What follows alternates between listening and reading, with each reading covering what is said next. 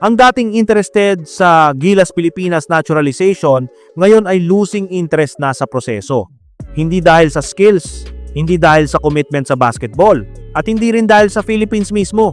Ang dahilan, mas personal, mas malalim, at mas komplikado kesa sa inaasahan.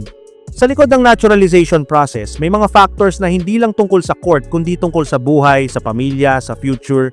May mga considerations na hindi madaling e-balance sa demands ng pagiging naturalized player. Sa puntong ito ng kanyang karir, may ibang priorities na kailangang isaalang-alang. May mga trade-offs na hindi niya handang gawin. At may mga realities ng naturalization process na mas mabigat kaysa sa inaakala niya noon. About playing for the national team here in the Philippines. Oh man, we're not even gonna talk about that no more. Nah. Kaya, habang ang iba ay nagtatanong kung bakit siya nanlamig, ang sagot ay simple lang. Hindi ito tungkol sa pagiging Pilipino, kundi tungkol sa kung ano ang hinihingi ng proseso at kung handa ba siyang ibigay yun sa puntong ito ng kanyang buhay at career.